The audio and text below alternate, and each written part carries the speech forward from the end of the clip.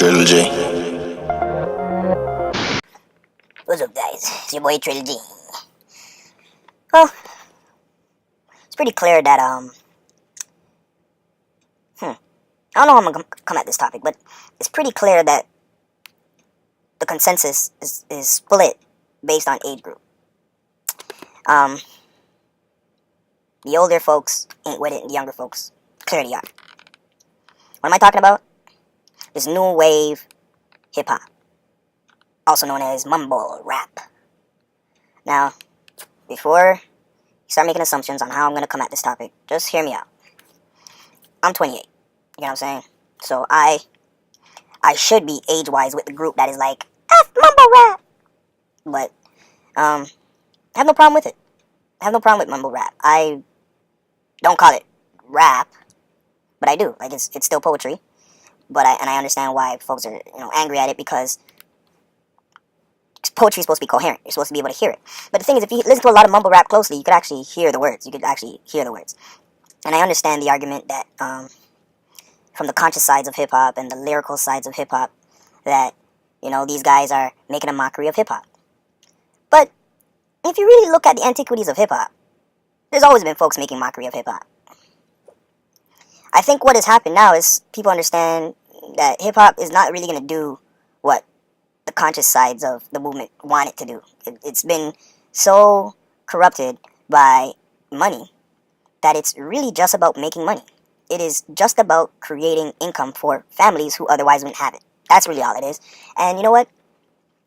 Some of these mumble rap artists consider themselves gangsters or came from a gang lifestyle. So if they're in the booth dropping mumble bars instead of on the streets dropping bullets in people's foreheads, that's a win. That's a win to me. That's closer to something more conscious than, you know what I mean? And if they're influencing more young people to be in the booth making their mumble raps, right? Because not everybody can be lyrical. Let's be honest. But everybody can ride the beat and throw some melodies together and blah blah blah blah.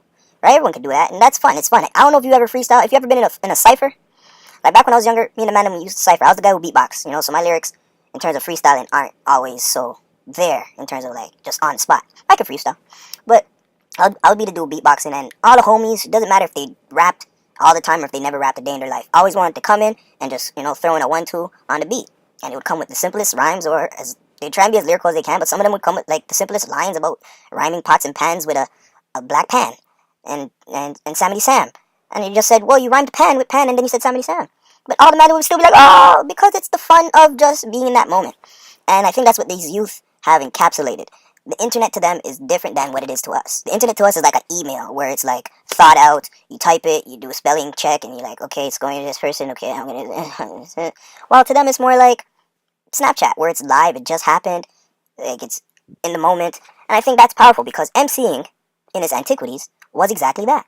Yeah, guys prepared their rhymes, but really they were just in the club or the lounge or wherever it was, where the DJ would be spinning breaks, break beats, which is basically the break section of jazz music, where it was just the drums and everybody would love to dance.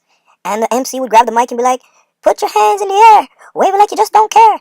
That's not really that lyrical, right? That's the antiquities of hip hop. So why are we angry now? Well, I don't even think it's us. If you really think about it, I think it's more the white crowd that...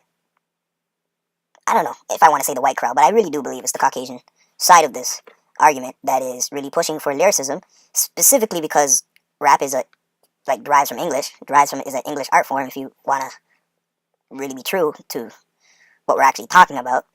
Like, it originated in New York, where we speak English, and the antiquities of that is European. So they've kind of had a major say on what is truly hip-hop, just on the lows, on the DL. But realistically, hip-hop is about black people being able to make money in this system that we consider to be corrupt. So if these young folks are making money, let them make money. This is the main point when it comes to mumble rap, though. This is really the main point. It's music. It's about the beat. If we're going to say that DJ Kool Herc is the father of hip-hop, the guy didn't rap at all.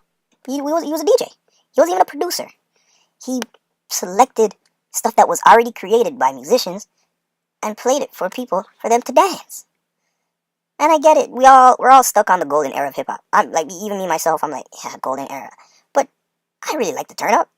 And if you've ever been to Atlanta, and you're in a big club where there's subwoofers the size of a mattress, and the whole place is just full of flashing lights and bottles and girls shaking their ass and you drunk, you turned, you just smoked a blunt before you came in, most likely you got another blunt right there smoking, man them are hype, you just came from the strip club, or even if you're in the strip club, you don't really care about hearing no conscious message.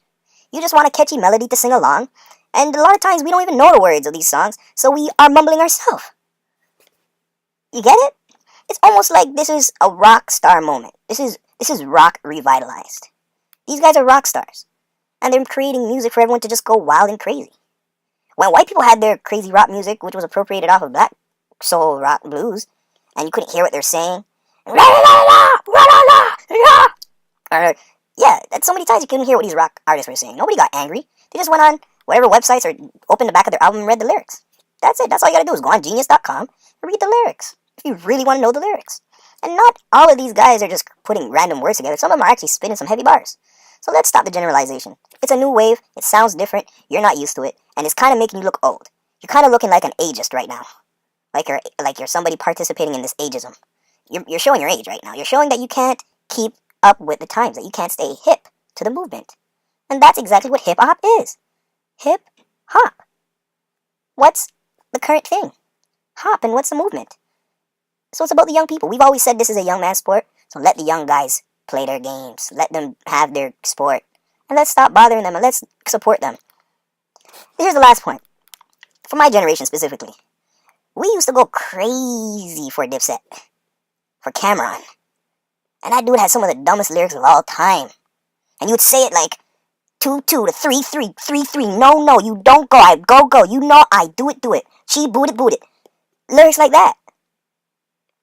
And no one said anything except the adults, right? Who were like, oh, he's not rapping like KRS-One or whatever.